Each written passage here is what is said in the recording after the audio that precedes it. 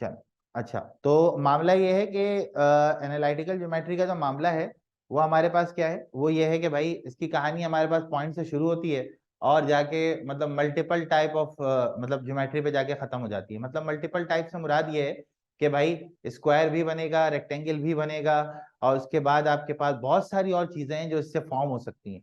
तो कहने का मकसद ये है कि आपके पास जो ज्योमेट्री होती है वो एक्चुअली में क्या है, मतलब वो चीजों को फॉर्म करना है, और उसको फॉर्म करने के लिए ना आपको पॉइंट्स की जरूरत पड़ती है। बिना पॉइंट के आप किसी भी तरह की ज्योमेट्री को फॉर्म नहीं कर सकते। तो ये तो किताबी बातें हैं, बोल रहा हूं मैं, समझ में आ रहा है कि भाई ज्योमेट्री की बात हो रही है और एनालिटिकल ज्योमेट्री है या कोऑर्डिनेट ज्योमेट्री है। तो सबसे इंपॉर्टेंट जो चीज है यहाँ पर वो ये है कि भाई कोऑर्डिनेट्स का मतलब क्या होता है। ठीक है, तो कोऑर्डिनेट्स के लिए जो है ना हम लोग जो बेसिकली वर्ड इस्तेमाल करते हैं वो ऑर्डर्ड पेयर का करते हैं। कि ऑर्डर्ड पेयर जो है ना हमारा वो इस तरह से लिखा जाता है, जैसे आपको नजर आ रहा होगा, ये यहाँ पे x1 कॉमा y1 नजर आ रहा है और एक जगह पे आपको x2 कॉमा y2 नजर आ रहा है।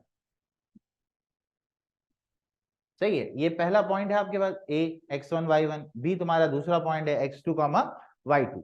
ठीक है, तो आपके पास क्या हुआ, आपके पास जो है बेसिकली दो पॉइंट्स हैं, a x1 कॉमा y1 है और b क्या है x2 कॉमा y2 है। इस वाले एक्सिस को बोलते हैं हम लोग x एक्सिस और इस वाले एक्सिस को हम लोग बोलते हैं y एक्सिस। तो ये दोनों एक्सिस है हमारे पास, और दोनों एक्सिस को हम लोग कहते हैं कोऑर्डिनेट एक्सिस। क्या कहते हैं हम इसको, कोऑर्डिनेट एक्सिस कहते हैं हम इसको। ठीक है,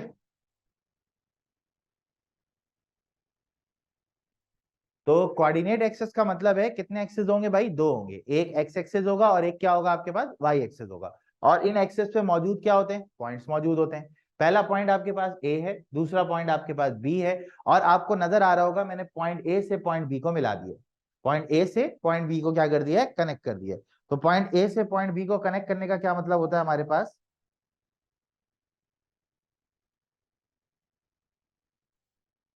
पॉइंट ए से पॉइंट बी को कनेक्ट करने का मतलब है आपने एक स्ट्रेट लाइन को जनरेट कर दिया, जैसे आपको नजर आ रहा होगा ए और बी। सही है, अब ए से लेके बी के दरमियान कितने पॉइंट मौजूद होंगे, कौन बताएगा, आजेब, अबिया, अलिशबा, निमरा। ए से लेके बी के दरमियान कितने पॉइंट्स मौजूद होंगे, how many points are there in A to B, जल्दी से बताओ बेटा। ए से बी के दरमियान कितने पॉइंट मौजूद होंगे। हाँ भाई, अलिशबा, निमरा, अबिया, आजेब, बताओ बेटा कितने पॉइंट्स मौजूद होंगे। हाँ भाई, आवाज आ रही है सबको मेरी, जल्दी से बताओ कितने पॉइंट्स हैं हमारे पास। हमारे पास यहाँ पे इसके ए से लेके बी के दरमियान हजारों लाखों करोड़ों पॉइंट्स होंगे। सही है, मतलब ये इनफाइनाइट नंबर ऑफ पॉइंट्स हैं ए से लेके बी के दरमियान, जिसमें से हमने ये किया है कि ए से लेके बी तक का जो डिस्टेंस है उसको हमने नाम दे दिया, किसका, डी का नाम दे दिया।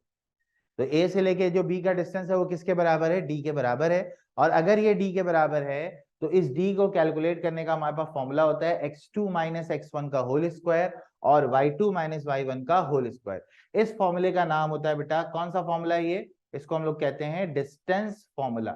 मतलब लंबाई मालूम करने वाला फॉर्मूला, लंबाई मालूम करने वाला इंस्ट्रूमेंट, लंबाई मालूम करने वाला जुगाड़।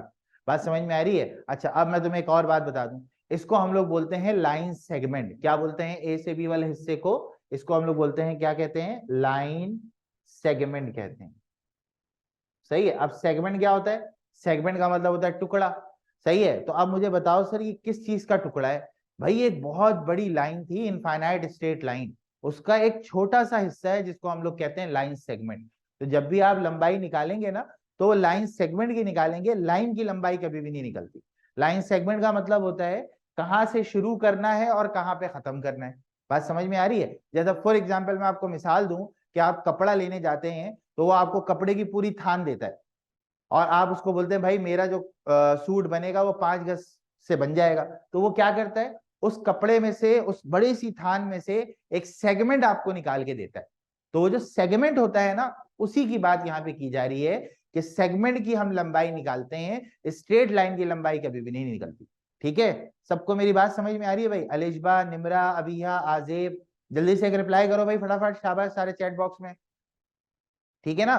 तो कहने का मकसद ये है कि आपको जो बेसिकली यहाँ पे मैं सिखा रहा हूँ वो ये सिखा रहा हूँ कि कोऑर्डिनेट एक्सिस मतलब एक्स एक्सिस और वाई एक्सिस में अगर कोई दो पॉइंट मौजूद होंगे तो उनका डिस्टेंस हम कैसे कैलकुलेट करेंगे। उसके लिए फॉर्मूला हमारे पास मौजूद होता है x2 माइनस x1, यानी कि दोनों x, दो x होंगे उनको माइनस करो, दो y होंगे उनको माइनस करो, उनके स्क्वायर को जमा करके आंसर निकाल लो। ठीक है। अच्छा एक और बात, इस x को जब बड़ी क्लास में आप जाएंगे तो वहां पे आपके सामने वर्ड इस्तेमाल होगा एब्सिसा, और y का वर्ड इस्तेमाल होगा दैट इज ऑर्डिनेट।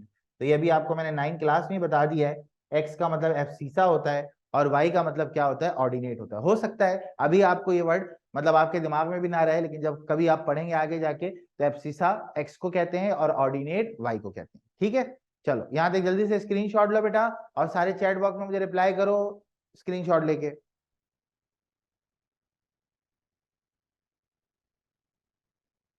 ठीक है भाई, यहां तक नोट कर लिया भाई सब बच्चों ने। आजे बेटा कहाँ हो भाई, चैट बॉक्स में नजर तो नहीं आ रहे तुम। निम्रा और अलिशबा, अलिशबा तो नजर आ रही है मुझे, अबिया। ठीक है बेटा, यहां तक नोट कर लिया सबने। चलो आगे चलते हैं नेक्स्ट। अच्छा भाई, अब आपने क्या करना है, डिस्टेंस फॉर्मूले का इस्तेमाल करके आपने डिस्टेंस को फाइंड आउट करना है। क्या करना है बेटा, डिस्टेंस को फाइंड आउट करना है। क्या मतलब है ये दो पॉइंट्स हैं आपके पास। पहला पॉइंट आपको कहा जा रहा है -4,5 और 6,6। ये डी आपने कैलकुलेट करके अगले को बताना।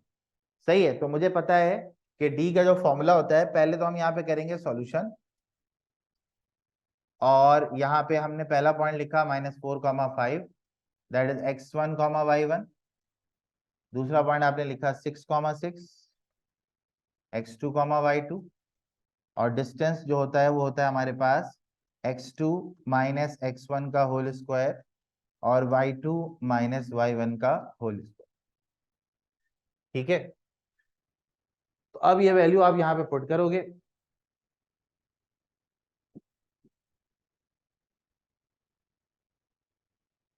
ठीक है, अब ये वैल्यू यहाँ पे पुट करते हैं हम लोग।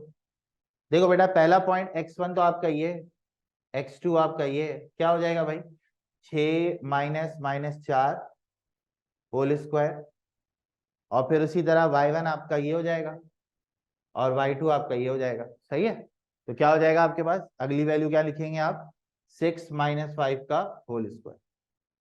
तो माइनस माइनस तो प्लस हो गया, 6 प्लस 4 का होल स्क्वायर, 6 माइनस 5 का होल स्क्वायर, तो ये हो गया 10, 10 का स्क्वायर हो गया 100 प्लस 1।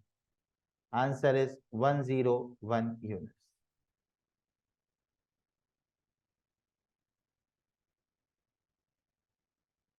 ठीक है भाई, क्लियर है सबको। हाँ भाई, आजेब, अलिशबा, निमरा, अबीहा, क्लियर हो गई भाई सबको बात।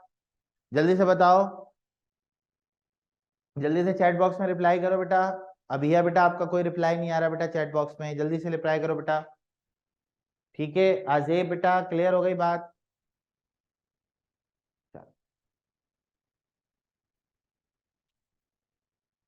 ठीक है भाई, जल्दी से नोट करो, और नोट करके मुझे सेकंड पार्ट का आंसर बताओ फटाफट। सेकंड पार्ट का आंसर बताओ जल्दी से। जबरदस्त, बेहतरीन, गुड हो गया। ठीक है बेटा, ठीक है, ओके ओके। चले भाई, आगे चलते हैं भाई, नेक्स्ट देखते हैं अगला सवाल। अच्छा, अगला सवाल हमारे पास है कि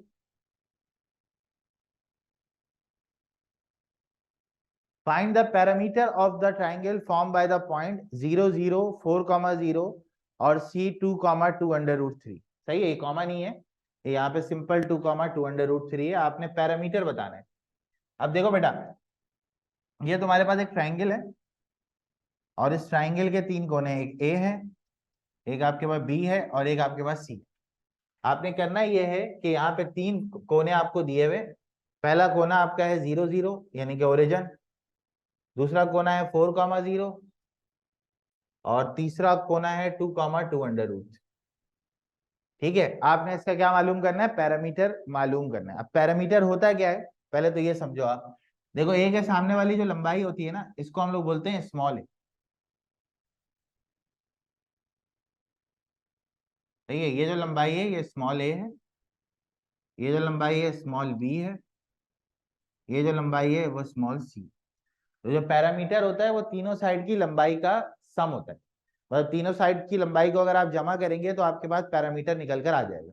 ठीक है, तो सबसे पहला काम आपने यहाँ पे ये करना है कि आपने तीनों साइडों की लंबाई निकालनी है। ए आपके पास है 0 0, बी आपके पास है 4,0, सी आपके पास है 2,2 अंडर रूट, और डिस्टेंस फॉर्मूला आप जानते हैं x2 माइनस x1 का होल स्क्वायर और y2 माइनस y1 का होल स्क्वायर।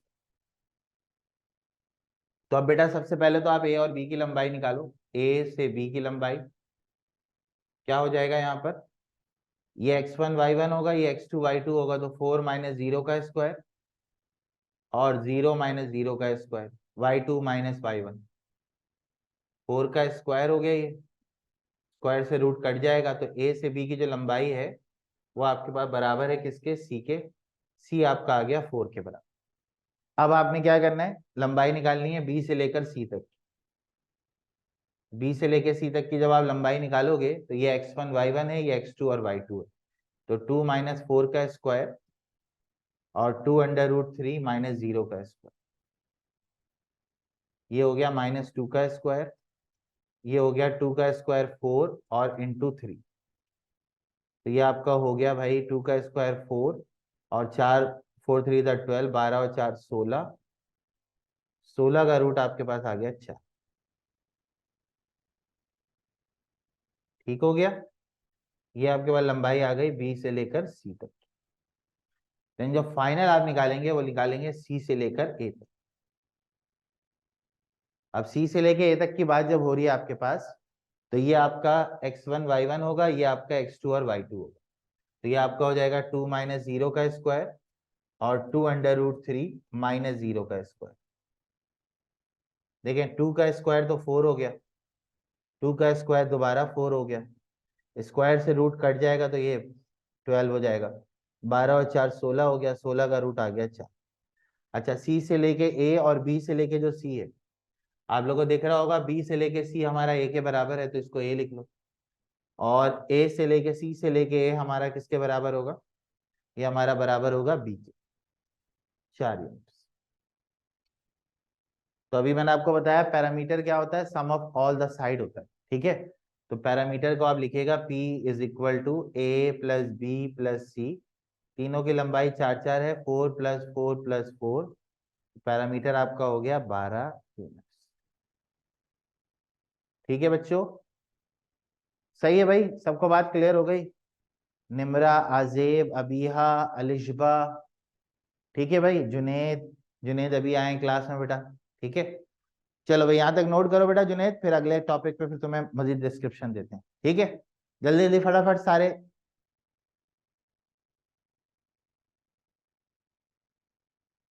हाँ भाई डन, नोट कर लिया सबने।